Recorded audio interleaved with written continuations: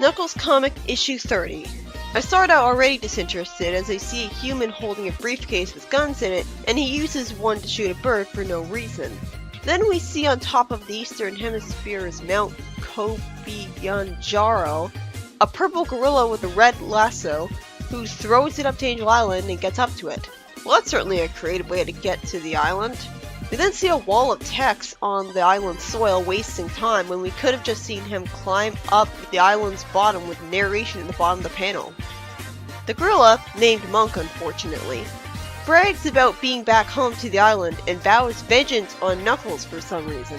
Then it's intriguingly revealed that over 1,000 years ago, the Echidnas were a race of space explorers looking to research far-off worlds like Saturn and Europa. So in a very different galaxy from our galaxy, they still have planets with the exact same names. Well, Europa's a moon. So yeah, space exploration. Why the hell did that have to stop? I mean, I guess that does fall under the technology band. So that falls under technology band, but not a limo for a high council candidate? We learned this because Knuckles is reading a book his dad gave him, which also says that the technology of the Echidnas was even more advanced back then. Naturally, since this was before technology band brought them into a dark age. So now that they're in the dark age, they have to hide technology and stop doing research and stuff. Knuckles then says that the names of the Echidnas were weird, saying, "Whoever heard of an Echidna named Dave?"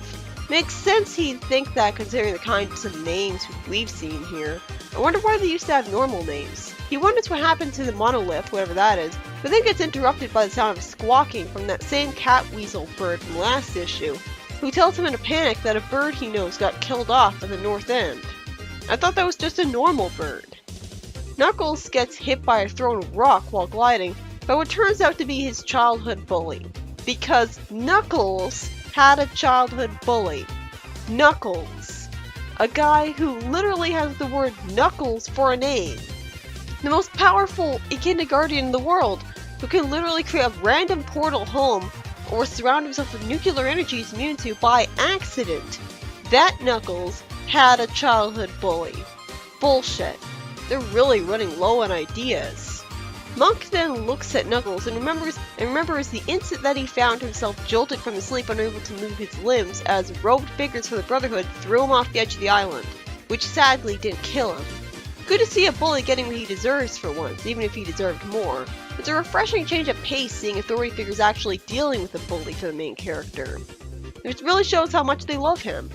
The two of them start fighting, although for some reason Knuckles wastes time trying to convince him to talk it out and saying that he'll never make friends and influence people the way he acts, even though it really should be Knuckles who is the quick to violence hothead, so why is he talking like this? Without that personality trait, is he even really Knuckles anymore? He's not really a loner, since he likes hanging out with all his friends. He doesn't spend all day sitting in front of the Master Emerald. All he's got left is being serious and badass. He's not even really an idiot, just occasionally ditzy. After they fight again, it turns out the human who shot the bird for no reason is showing up. Oh, at first I thought that this was some crazy situation where the ape wasn't really an ape, but a human supervillain from that superhero crossover who transformed himself into an ape, and that he was the one who shot the bird, but fortunately it's much less convoluted than that. It's just a regular human, I guess. Meanwhile, Julie shows up at the Chaotix with Ray while riding her demonic white horse again, in the next story, asking where Knuckles is. Ray was recently saved by Mighty and was brought back here yesterday. Wait, are you fucking kidding me? The Knuckles comics started having backup stories now and I missed out on them? I never had those before. When I first read this and wrote this review, I hadn't read those fucking stories. Not having backup stories that wouldn't be included in the video was part of what I liked about the Knuckles comic. After that, because of this, I had to go back and research all the issues I read to make sure I didn't miss anything.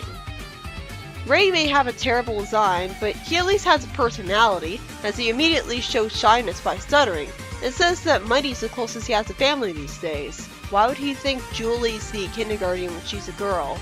Did he never hear any male pronouns being used when Knuckles was being talked about? Mighty says that he wants Ray to check out Kinopolis, and SBO takes a ride with Julie because he's got nothing else to do. And the two over an hour later lampshade how Knuckles doesn't at least tell his friends where he can be found when he takes off. What, he's supposed to call each and every single one of them on a cell phone every time something interesting happens? SBO then stops the horse from being able to see a chameleon that doesn't look so good, and all he can do is mutter about a gun, so vaguely as if he's never seen one before, being totally unhelpful to them. And Julie agrees to take him to the med center. Then some more chameleons come out after SBO reveals that they bitch at him for hanging out with non-chameleons, and one of them complains about his taste and friends for bringing a female echidna with him. Well, I completely fucking hate these guys already. How nice. SBO then is told that someone wants to see him, which turns out to be Valdez, who is roboticized since he was left behind. Huh. Sadly, the issue ends there to continue into his story arc, when I've been desperate for the first story to wrap up as soon as possible. This whole issue is by Ken Penders. Yeah, I didn't really like this one, mainly because I had the feeling that this human was the same evil scientist guy from the dumb superhero comic crossover who implied that he had already met Knuckles once, and I didn't really want to see him again. But also because the whole premise of Knuckles having had a bully is just stupid. He's too much of a badass for that. If anything, he'd be the bully if he was evil enough. I at least love the idea that the Brotherhood actually tried to do something about the bully by throwing him off the island, giving him his just desserts for disrespecting their guardian. But this whole story was just tedious to me. Not much to say about the other story. SBO met Valdez, which could have been cut to in the second story of this story arc. And I hate the racist chameleons.